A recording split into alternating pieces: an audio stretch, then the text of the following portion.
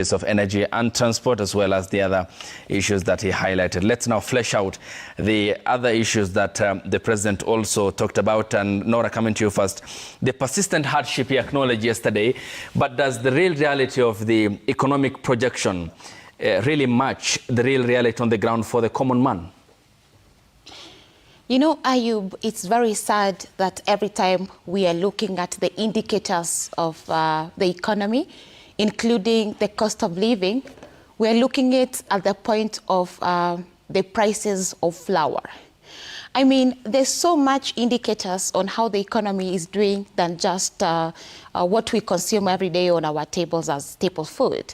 There is issues to do with unemployment. There is issues to do with the shrinking and dwindling manufacturing sector, and of course also issues related to agriculture. We know for sure that the drivers of our economy lies within three sectors, which is manufacturing, agriculture, mostly, and of course backed up by our other institutions. And of course, we are grappling with a lot of issues in the economy because, first of all, when UDA, Kenya Kwanza, came into power, they actually promised to uplift the hustlers by expanding the economy, all right, and bridging the inequalities. That is the gap between the poor and the rich.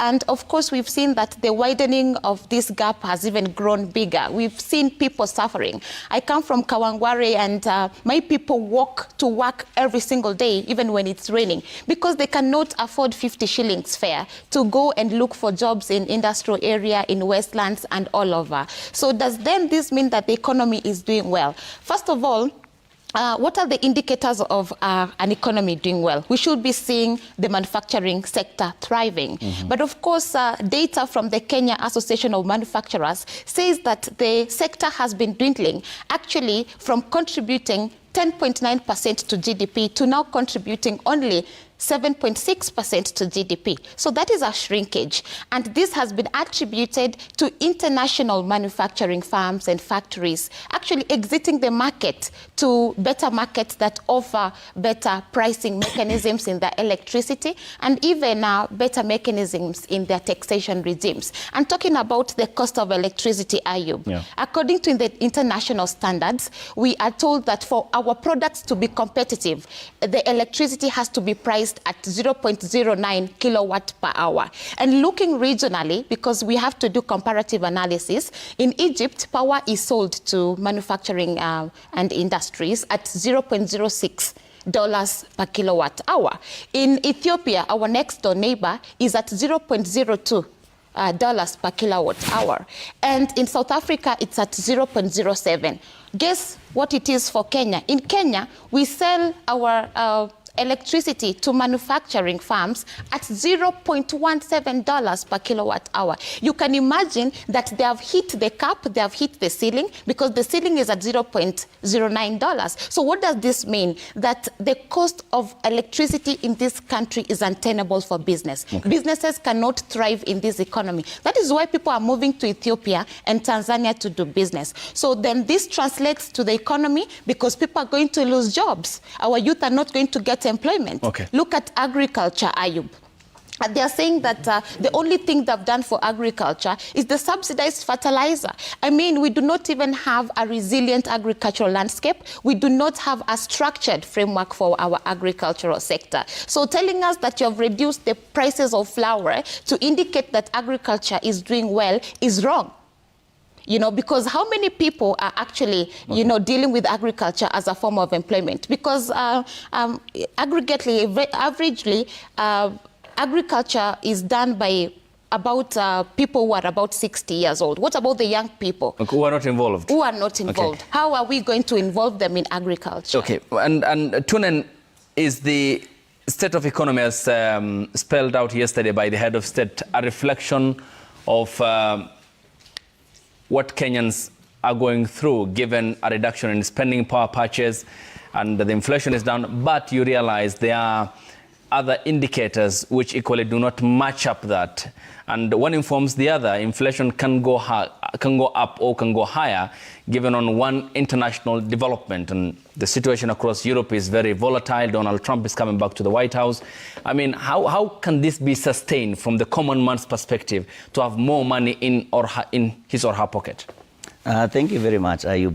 You'll understand, and if you listen to the president yesterday, he first acknowledged that we do understand that money has reduced from the pockets of Mwananchi. But it doesn't mean that we are where we were before.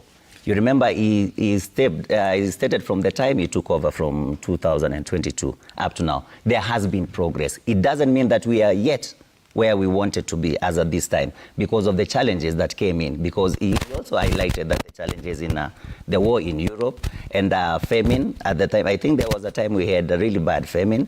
Then there came the floods. So this affects how we operate every day.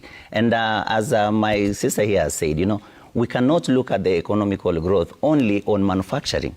We have also the sectors of agriculture. And elaborately, the president stated about, I think it was 4 issues on agriculture. He touched on the coffee, he touched on the dairy farming, he touched on the sugar, and also he touched on the maize production. And those are our key productions in Kenya. Those are key agricultural sectors that we involve in.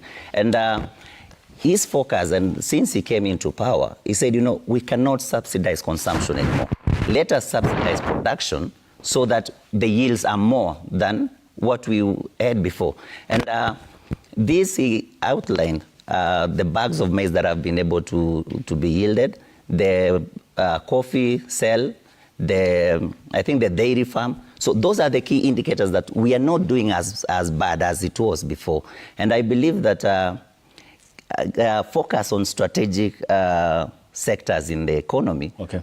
And the inflation, remember we also indicated that since February when we were at 162 shillings per dollar, I mean the cost of the dollar, we are now at 129. That means that with a stable economy, we are able to improve as a country. And I think people soon, and we are not there yet. And you know, Kenyans, we are used to measuring our indicators of economic growth with the basic commodities. You remember people said the last time there were maandamano that were fueled from, I think it was Kibra and some other parts of informal sector, that bei ya unga imeenda juu. It was above 200 shillings.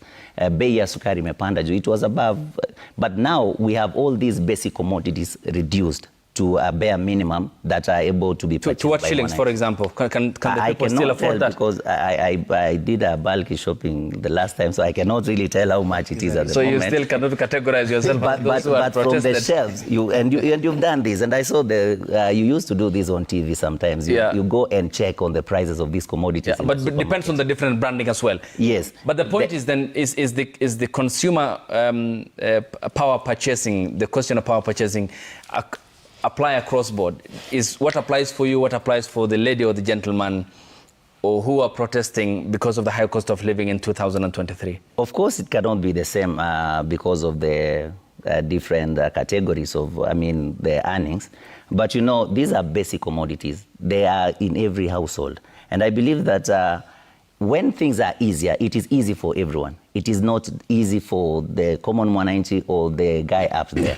It can get better for everyone in the economy. So that the reduction in basics, so that when you go to those commodities that are prestigious, it is you who has chosen to do that. But for the basic commodities, I believe that it is easy for everyone. Yeah. Yes.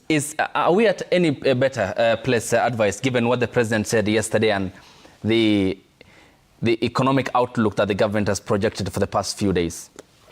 I think, Ayub, in comparison to the last 2 years, it would be right to say that we have several steps that have been moved forward. Because when this government came in place, one of the biggest complaints of the common Mwananchi was the price of unga. Actually, this government campaigned on the promise of unga. And at that time, unga was retailing at above 200 shillings. And the promise was that it will actually come down to 100 or near around there. And when you check the shelves of supermarkets today, and you will be able to find that we have unga that is as low as 95, 99 shillings to as high as about 120 shillings. Of course, we have some of the people who could be wealthy. You know, we also have commodities that are there for the people who want those kind of things. But the truth is we have a reduction in the price of unga, which is a step in the right direction. When I look at the comparison of the shilling to the dollar, the president was actually right.